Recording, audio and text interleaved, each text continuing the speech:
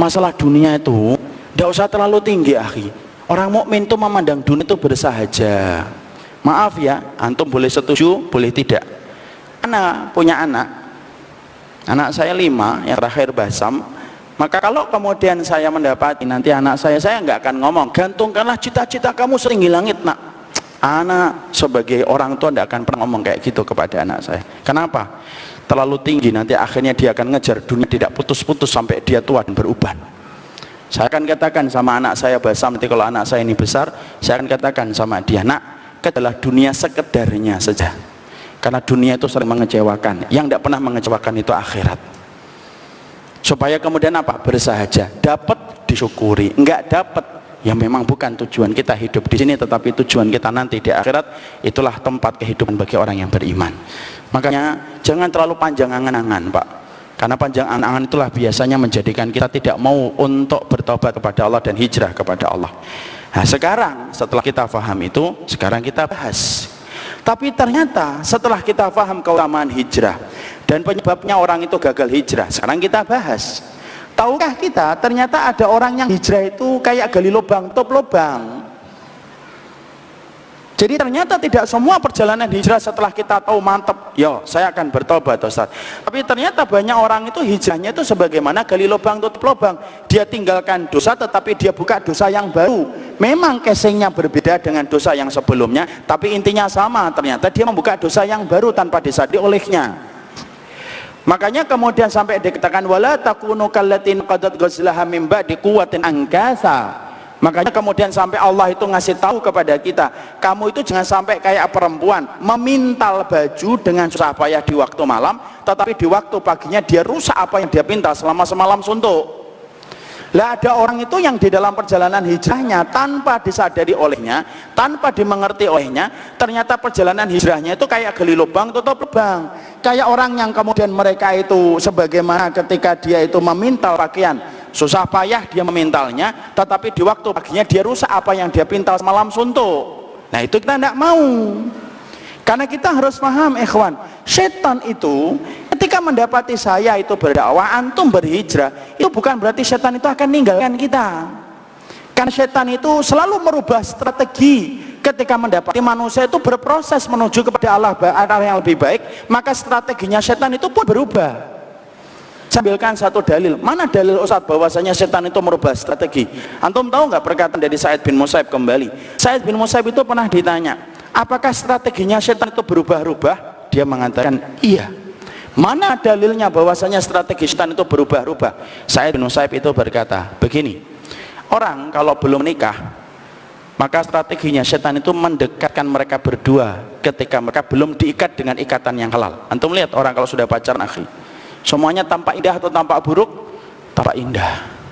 Cerewetnya bagi orang lain ini cerewet banget, bagi dia enggak cerewet. Radio online terindah yang pernah saya dengarkan. Antum ketawa ini malah saya curiga ini. Jangan-jangan antum menang lewatin itu.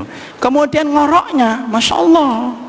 Orang ngomong ini ngorok, ini pacarmu ini. Enggak ngorok. Inilah instrumen terindah dalam hidup saya. Orang pacaran itu kan selalu tampaknya indah kan. Mau kentot aja buang angin, pergi dulu, maaf ya, permisi dulu sebentar gitu. Jauh gitu, makbes gitu. Baru balik lagi. Karena kemudian kalau pacaran, kata Sa'id bin Musayyib, orang kalau terlibat asmara sebelum terjadinya ijab qabul, strateginya setan itu mendekatkan supaya puncaknya nanti menjadikan orang itu berzina. Itu strateginya setan kalau kita belum nikah. Makanya akhirnya apa, orang itu sering ngomong kan, kalau sudah pacaran bersama dirimu setengah hari, hanyalah setengah menit, masya Allah itu. Bersama dirimu 5 jam itu terasa 5 menit. Nah, itu baru nih, itu pas masih pacaran. Bersama dirimu 2 jam itu terasa 2 menit. Seakan tidak pernah cukup walaupun 10 purnama berganti. Mas, saya ngomong gini sama istri saya. Maka kemudian itu strateginya setan. Kenapa kok semuanya tampak indah Ustaz? Loh, karena strateginya setan ngasih rempah-rempah supaya setiap hubungan orang manusia itu ketika mereka belum halal semuanya itu tampak indah. Makanya ngasih tahu orang yang dikasih, orang yang paling susah dikasih nasihat itu orang yang pacaran. Itu susah dikasih nasihat kecuali orang yang mendapatkan hidayah.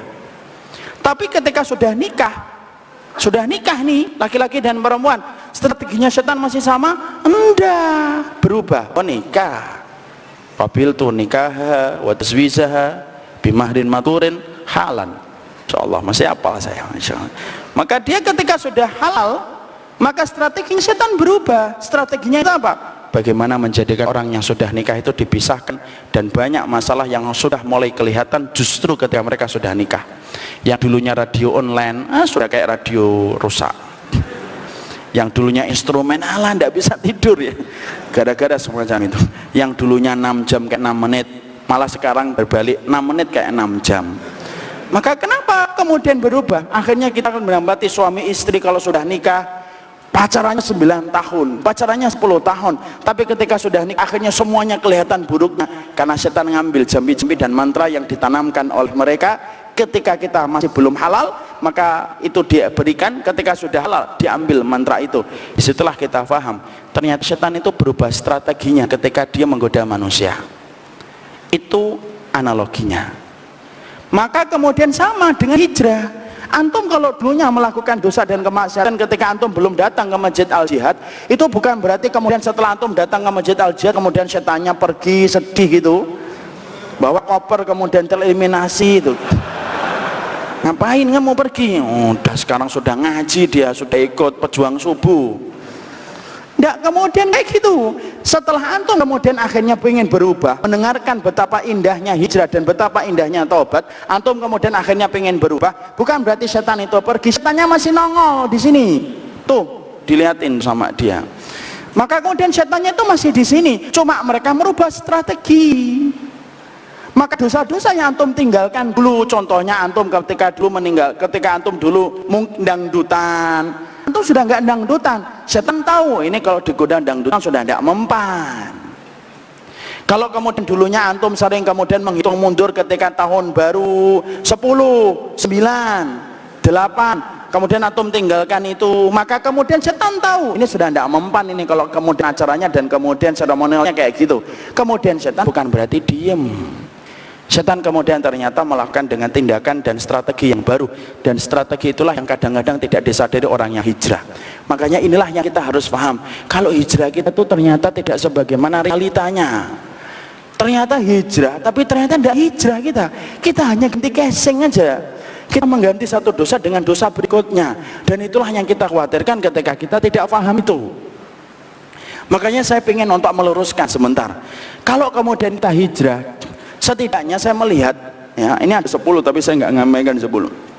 Saya akan sampaikan, setidaknya ada 5 dosa besar yang masih dilakukan orang yang sering hijrah. Dan itulah kewajiban kita untuk menolak dan menceraikan 5 perkara itu, supaya hijrahnya kita itu tidak gali lubang tutup lubang.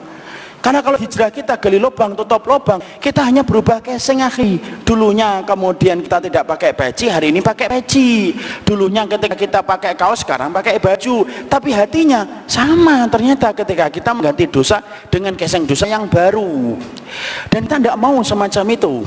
Makanya kita sampai kemudian panitia menurunkan sebuah tema hijrah ternyata tidak sebagaimana mestinya itu, ternyata ini merupakan satu fenomena yang menyedihkan.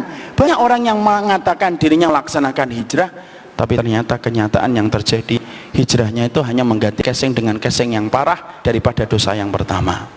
Dan itulah yang akan kita bahas, apa saja sih yang kemudian sering dilalaikan sama orang yang hijrah sampai akhirnya dia gali lubang tutup lubang, sebagaimana orang dan wanita yang memintal bajunya, tetapi ketika dia memintal bajunya, maka sesungguhnya dia rusak apa yang dipintal dengan susah parah, dengan susah payah di waktu malamnya. Makanya saya ingin menyampaikan ada beberapa hal ya, yang kita harus perhatikan. Yang pertama, hijrah itu harusnya yang pertama akhi, perhatikan niat kita, itu penting. Antum, wallah akhi, memiliki zat yang pecemburu, yaitu adalah Allah. Dan Allah itu pecemburu ketika kita punya niat yang bercabang kepada Allah dan selain Allah. Maaf ya, banyak orang yang kadang-kadang hijrah itu terlalu memproklamirkan diri bahwasanya dirinya telah berhijrah, dan itu terlalu berlebihan. Kalau sesekali untuk menegaskan posisi dia, itu tidak apa-apa. Contoh, ada orang yang ikhwan diajak, ayo ke diskotik, maaf ya, insya Allah saya sudah hijrah, tidak mau lagi datang ke apotik, tidak mau datang ke diskotik ke diskotik. Terus maunya kemana? Saya maunya datang ke apotek aja. Maka kalau hanya untuk menjelaskan tentang posisi dirinya tidak ada masalah. Tapi kadang-kadang maaf akhi, ada orang yang kadang-kadang hijrah itu terlalu memproklamirkan secara berlebihan kalau dirinya itu hijrah, dengan mengatakan apa? Dikit-dikit dia mengatakan saya sudah hijrah, saya sudah hijrah, saya sudah hijrah. Yang tanpa terasa, walaupun kita tidak boleh menghukumi zahir hatinya, tetapi kita tidak merasa bahwasanya hal semacam itu bisa merusak hatinya. Ikhwan, ada penumpang gelap di dalam hati kita yang bernama riya, dan cukuplah riya itu menghanguskan ibadah kita nanti di hadapan Allah.